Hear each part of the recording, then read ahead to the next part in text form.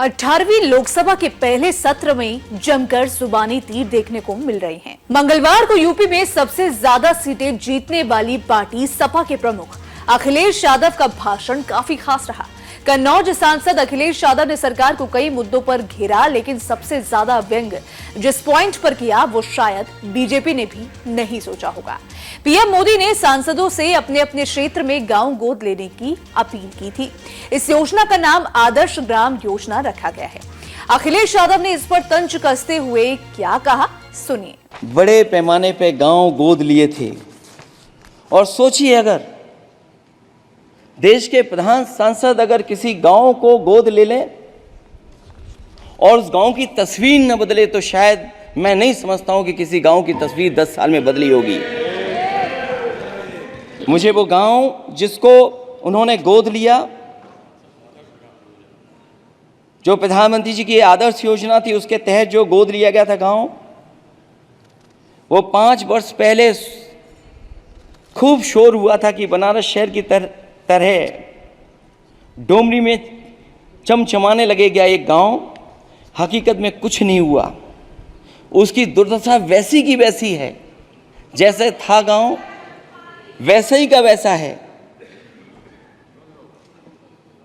टूटी सड़कें, कच्ची पगडंडियां, उखड़े और टूटे हुए ईंट के खंजे, बदहाल हैंडपंप, पावरलूम और पंखे के जाली के कारखाने को आखिर कब तक रफ्तार मिलेगी जो उस गांव में काम होता था, लोग करते थे। खाली पड़े रसोई गैस के सिलेंडर, अंधाधुंध बिजली कटौती के बीच इस गांव के लोगों को हर सुबह मजदूरी की कभी ना खत्म होने वाली तलाश आखिर कब पूरी होगी। तो सोचिए, एक गांव की तस्वीर ये है। जो गांव कभी गोद लिया गया था उस गांव की भी तस्वीर नहीं सुधर पाई है। जो भाजपा के स्मार्ट सिटी के झूठे सपने में गांव के लिए कोई जगह नहीं है। अपने गांव गोद लेने की जो बात कही थी, क्या वो भी जुमला था अध्यक्ष जी? पता नहीं जिस गांव को गोद लिया था उसका नाम भी किसी को याद है कि नहीं। मैं नाम पूछ करके किसी को शर्मिंदा नहीं करूंगा, क्योंकि अगर नाम याद है तो ये तो और भी बुरी बात है कि अपने नाम याद रखने के बावजूद भी कुछ नहीं किया। जिसे गोद लिया जाता है उसे अनाथ बनाकर छोड़ देना अच्छी बात नहीं है। और अगर तस्वीर अध्यक्ष महोदय बदली हो 10 साल में उन तमाम गोद लिए हुए गांवों की, तो मैं सत्ता पक्ष के लोगों से कहूँगा जरूर इस सदन में बात रखें, जरूर बताएं आप। जो बात कभी अध्यक्ष महोदय कास्ट सेंसस की उठी थी, हम उस कास्ट सेंसस के पक्ष में हैं कि बिना कास्ट सेंसस के सामाजिक न्याय संभव नहीं है। सबको हक दिला पाना मुश्किल है। अध्यक्ष महोदय, राष्ट्रपति जी के अभिभाषण में अग्निवीर को लेकर के जो चिंता विपक्ष की थी और देश के नौजवानों की थी, वो चिंता वैसी की वैसी बनी है। अध्यक्ष महोदय, मैं ये कहना चाहता हूँ, मैं खुद मिलिट्री स्कूल से पढ़ा हूँ। मेरे साथ के बहुत बड़े पैमाने पे लोग फौज में। मैंने समय समय पे जो मेरे साथ पढ़े जो सीनियर थे उनसे भी जानकारी हासिल की है।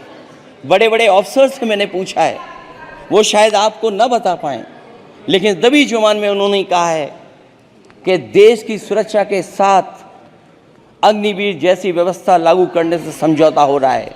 अध्यक्ष महोदय, किसी भी देश की सबसे बड़ी प्राथमिकता अगर कोई है तो वो देश की सीमाओं की सुरक्षा है। अग्निवीर जैसी व्यवस्था से कभी संभव नहीं है। अध्यक्ष महोदय, हम अग्निवीर व्यवस्था को कभी स्वीकार नहीं कर सकते हैं। आज नहीं कल, कल नहीं बाद में, जब कभी भी सत्ता में इंडिया गठबंधन आएगा, अग्निवीर व्यवस्था हमेशा हमेशा के लिए खत्म हो जाएगी। अध्यक्ष महोदय, जिन्होंने कहा कि हम आय किसानों की दोगुनी कर देंगे, आज किसान पूरा देश का देख रहा है कि उसकी आय कहाँ दोगुनी हो गई। और जिस तरह महंगाई बढ़ी है, सरकार बताए कि महंगाई इस बढ़ने पे उसकी आय कितनी होनी चाहिए। और जो इंफ्रास्ट्रक्चर की बड़ी बड़ी बातें की गई थी कि एमएसपी लागू करने के लिए एग्रीकल्चर सेक्टर का इंफ्रास्ट्रक्चर तैयार होगा। लेकिन जहां तक मैंने उत्तर प्रदेश में देखा है, अगर इस सरकार में एक भी नई मंडी बनी हो तो मुझे सरकार बता दे। अध्यक्ष महोदय, जो इंफ्रास्ट्रक्चर एग्रीकल्चर सेक्टर में बनाने की बड़ी बात कही थी, अगर सरकार की तरफ से एक भी मंडी 10 साल में बनी हो तो जरूर सरकार बताए। जो सरकार मंडी नहीं बना सकती है उस पर एमएसपी का भरोसा कैसे कर सकते हैं, जिन्होंने एमएसपी का भरोसा दिलाया था। अब अखिलेश यादव का ये भाषण सोशल मीडिया पर चर्चित हो रहा है। इस वीडियो में फिलहाल इतना ही। अगर आपको हमारा ये वीडियो पसंद आया हो तो वीडियो को लाइक और शेयर करना ना भूलें। साथ ही हमारे चैनल को सब्सक्राइब कर लें, बेल आइकन को प्रेस कर लें ताकि हर एक अपडेट सबसे पहले आप तक पहुंच सके।